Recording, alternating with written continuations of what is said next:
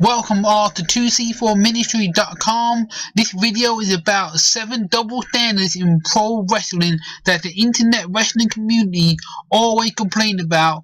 GSW doing this or that, but forget that WWE or ROH or even Lucha Underground do some of the same things as, GSW. So here is number one. Number one is GSW pushes ex-WWE talent. Now, I mean, come on, really? If you look over the past, even WWE done the same thing. AJ Styles become a world champion. Kevin Owens become a world champion. Dean Ambrose become a world champion. They are not WWE guys. AJ from, TNA originally. Kevin Owens is from ROH, who was Kevin Steen. Dean Ambrose, who's from CZW. And, so like, okay, so who's the WWE guy? Finn Balor, New Japan Pro Wrestling. Ring of Honor made Cody Rhodes their world champion after Chris Daniels tried gaining that belt for 15 years, and Chris Daniels had a 3-month reign. Bray Wyatt had a lesser reign than Chris Daniels. It's like you just put over a WWE guy, your own talent, that was one of the founding fathers of Ring of Honor. You put over a WWE guy without allowing Daniel to have a year reign or try and beat Samoa Joe's record or anything. You just allowed, Cody to get over Daniel the way that he did. It's like, wait a minute.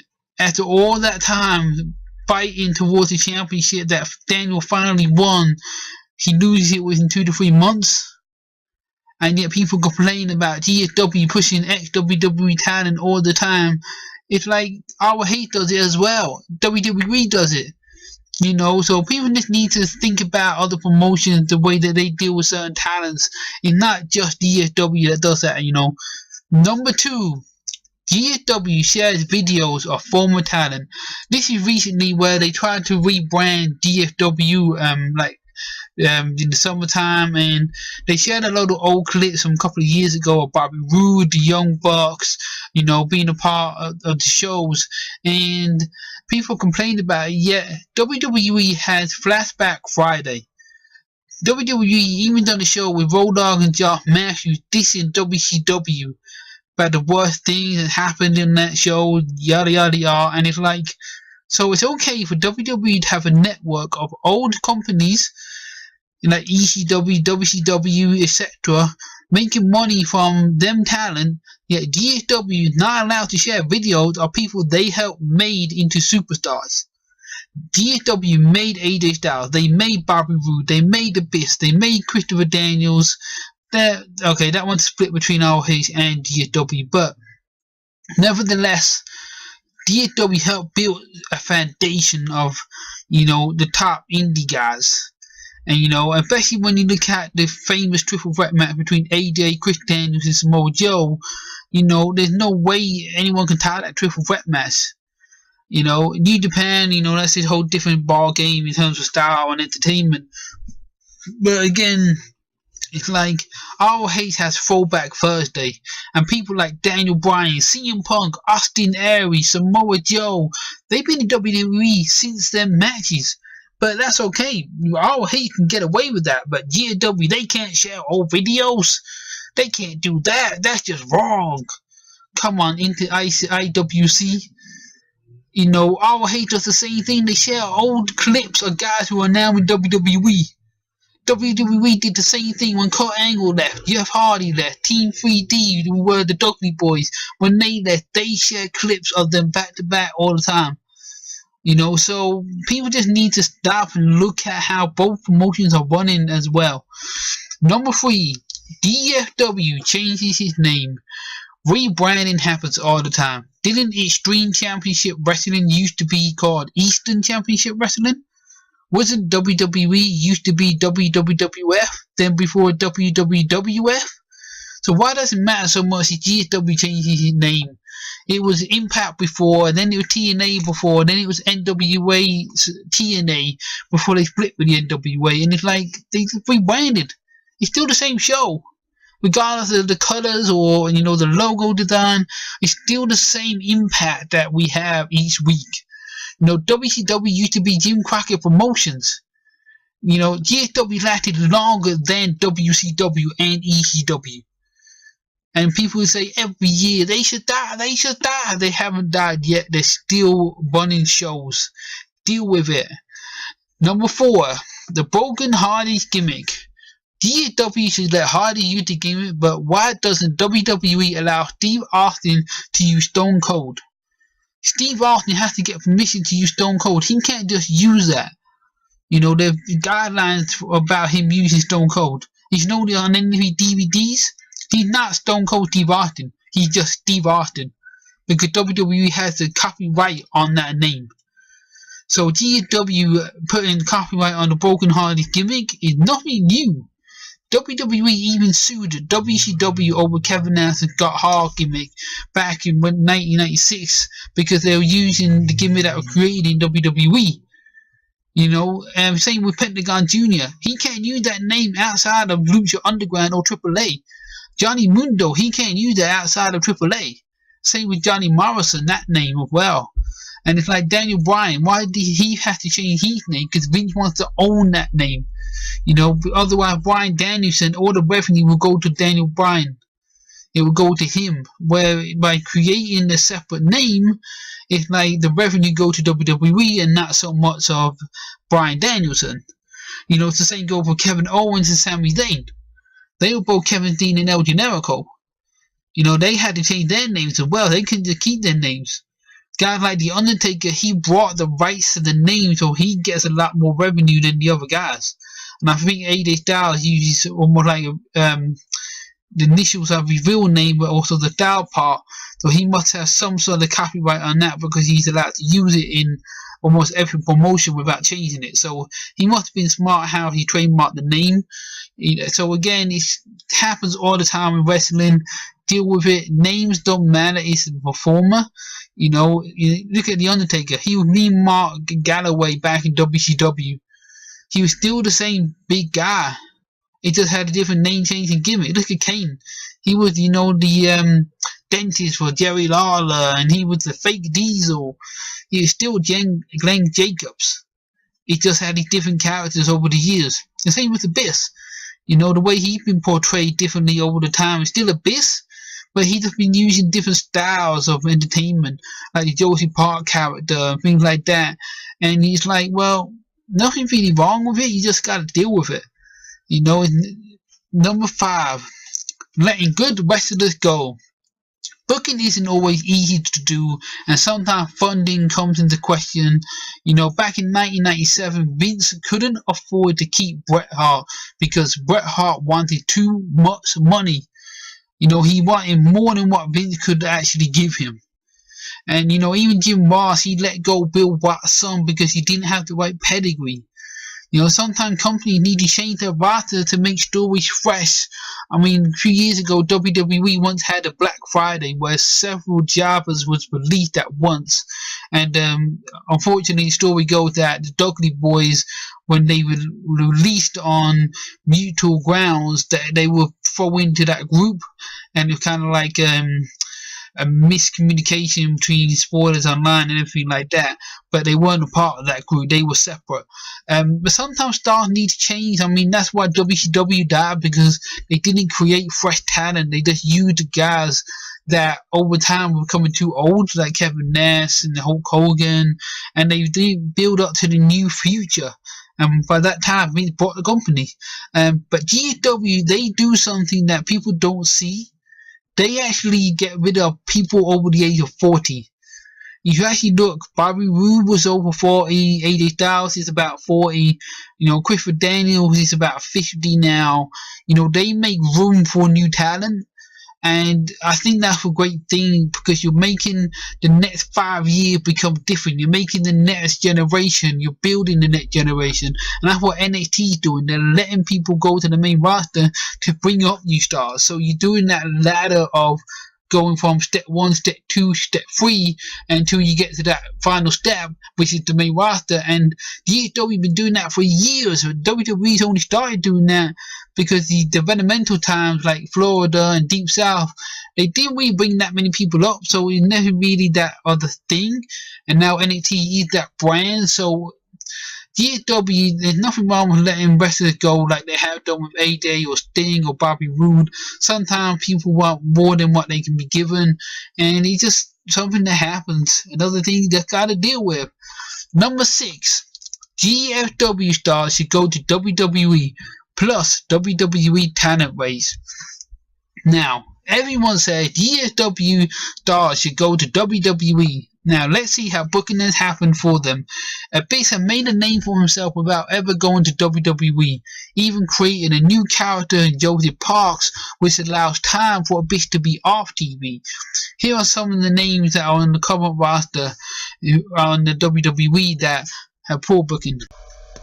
Okay, Bray Wyatt meant to be the new Undertaker, but they made him lose every time. You know, he won against Seth Rollins, and that's the last big win I remember him having, besides the Elimination Chamber when he won the WWE title. That's it. What other big wins has he had on the main roster? Apart from maybe a few tag team matches with the Wyatt family? You know, not much really to build a character that's your new ER World, the new face of evil, and they just buried him like that. Number 2, Finn Balor. Finn Balor was the leader of the biggest group in New Japan, and now he's in mid-card feuds since his shoulder injury from SummerSlam 2016. He was like awesomely popular in Japan, you know, Prince Devitt, and he did some great heel stuff as well, and he really mixed up his style, and it's like WWE doesn't know how to use him at all. Number 3, Luke Gallows and Kyle Anderson, the Good Brothers.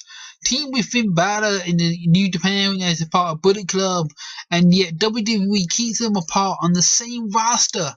Put them as a 3-man team. Have some, you know, 6-man tag with the Miz and Montaraz. Build up between them.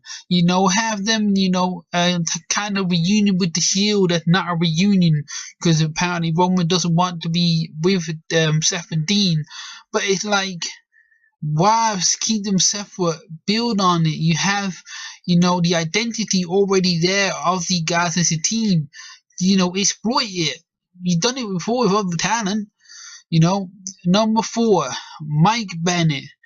He was doing pretty good in Ring of Honor and DSW for the short while, you know, with the first lady of professional wrestling. Yet since SmackDown, they are the power of love. What have they done? He has lost every match he's been in, I think. He may have gotten a win over Sami Zayn, I think, his debut, but, you know, it's just pointless.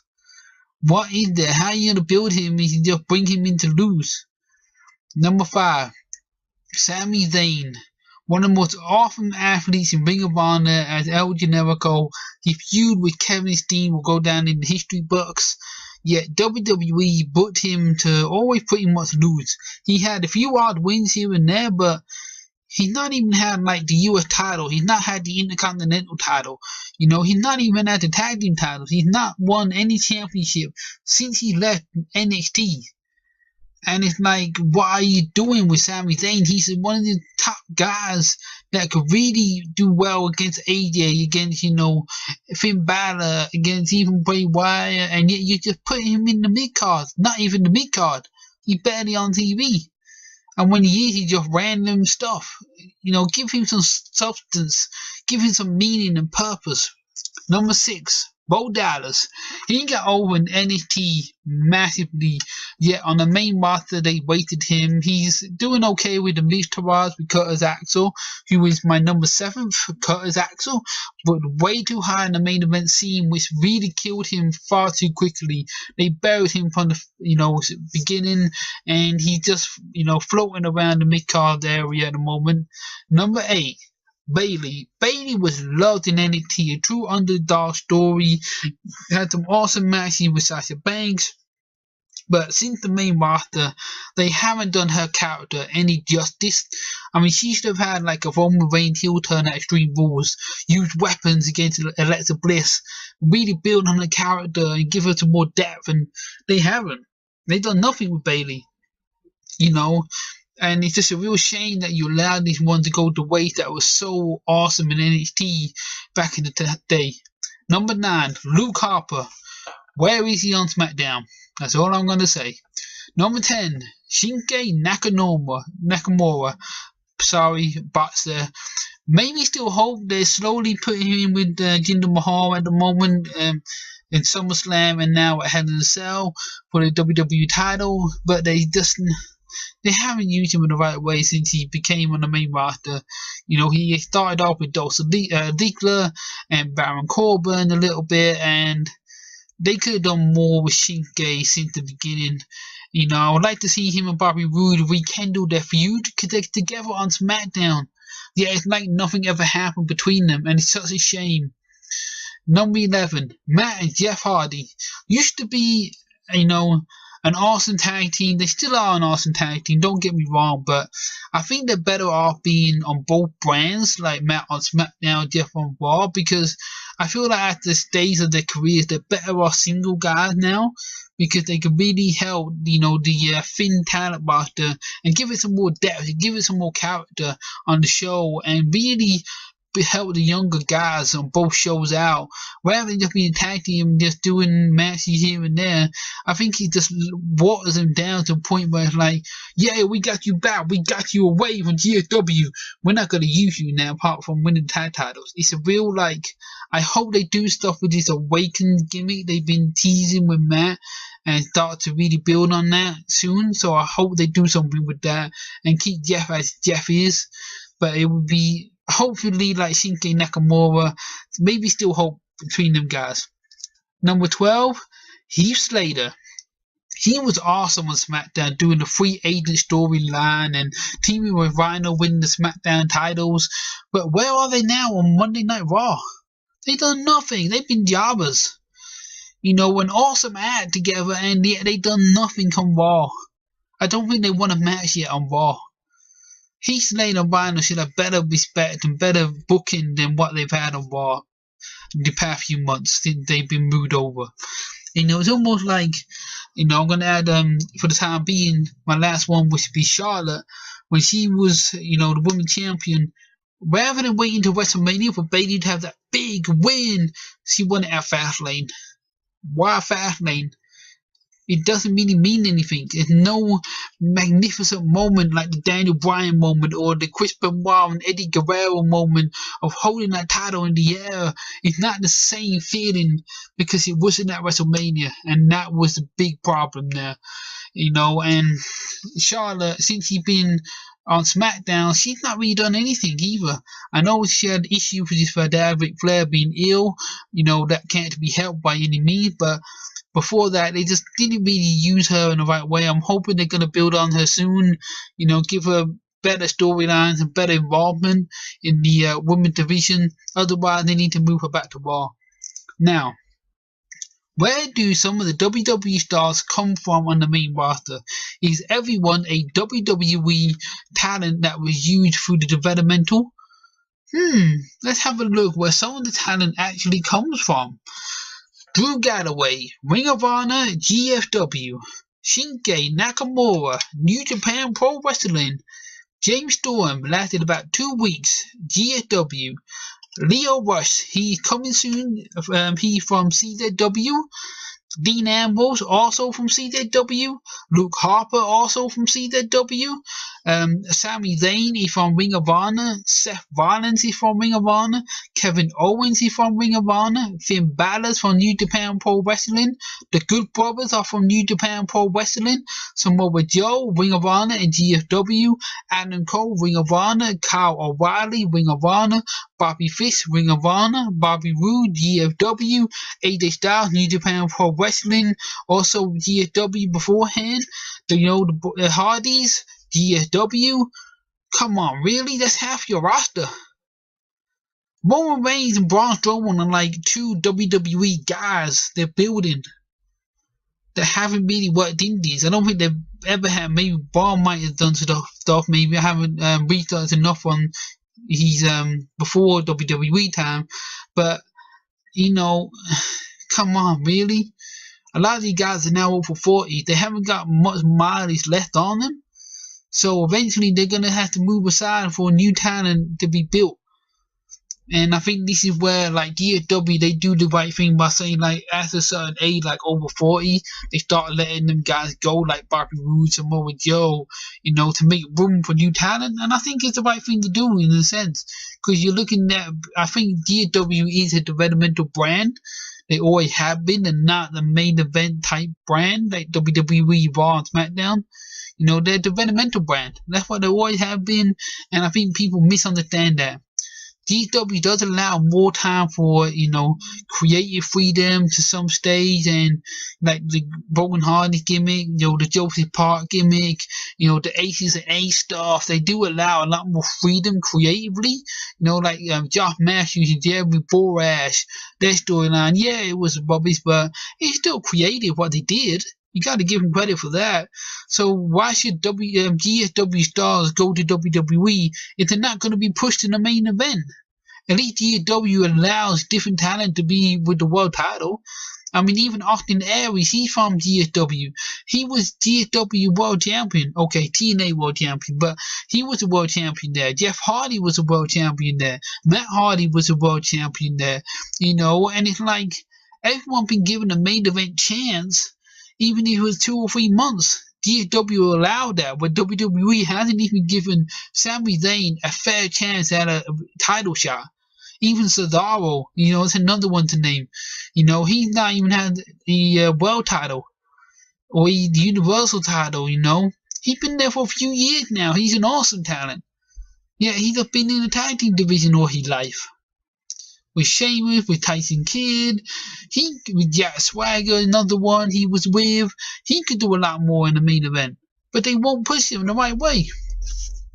And the last one, number 7, the difference between the Cruiserweight division and the X division. Now, if you go back through TNA, you had guys like Jeff Jarrett, Sting, Kurt Angle, Bobby Lashley, Samoa Joe, and it was like they had a certain style and a certain mix, kind of like back in WWF 2000 with The Rock and Triple H.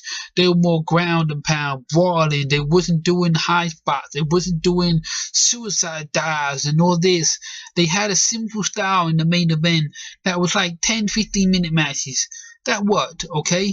You're making it different from your other matches on the card, where the X division, you had guys like AJ Styles, Christopher Daniels, Samoa Joe as well before they went to the world title, and they were doing phenomenal stuff in the ring together. Same with Pete Williams, Chris Sabin, who had separate divisions that had different style of matches, which was great. Now, WWE, if you go on to Monday Night Raw, every match you will see a suicide dive, you see some sort of 450 blast, and it's like, how can 205 Live ever get over when everybody on the main roster is doing the moves that they're doing? The whole style is the Cruiserweight style now. It's like, how can they build on anything differently to, like, Roman Reigns if he's jumping over the top rope? They can. Same with Braun Strowman. He did a running drop kick. So what difference does Neville if he does a running drop kick? How does that feel different? How does that make you go, wow, that was awesome because of the speed or agility when Braun Strowman doing the same move? It doesn't work. GSW makes guys like Eli Drake work because he's a Baker-style wrestler who has like tradition to him, like Bobby Roode as well, another one to name, where like in the X division, you got Sanjay Dutt at the moment, you got Trevor Lee at the moment, you got Suicide, who's Caleb Conley, I believe his name is, the different styles in between them, and it makes every match different, and it's just a shame that WWE hasn't seen that between the two divisions. It's like, you gotta have the styles different to make the title mean something. The tag team title, they mean something because they're different. They may be doing the suicide dive, but at least they got other creative stuff going on in between them that makes them feel like, oh yeah, you really want to watch this match. And that's why Roman Reigns is the last of the old school era in WWE. because Roman Reigns does the simple moves that he can do well, and he makes them stand out. He doesn't just do moves like, oh yeah, I'm gonna do a 450 blast because I can. It's not his character, it's not his style, and he keeps away from it. The same with Braun Strowman, okay, he does something that a bit like, bit too much for his character, but at the same time, it makes him look different, it makes him feel different, although they just buried him at No Mercy, but that's another video and debate. But I think, the internet wrestling community, the IWC, just needs to stop being hypocritical on every promotion doing one thing, yet when the other one does the same thing. I mean, you really need to check your wrestling history. Hopefully I didn't get nothing wrong on the wrestling history here today, but people just need to be a bit more like, oh, wait a minute, that happened back in that promotion as well as this promotion. Just get over it. I hope you guys enjoyed this video. Share, like, and subscribe to the channels. I'm 2C4 Ministry on all social networks. Thank you for your time. You've been awesome. God bless. Have a great week.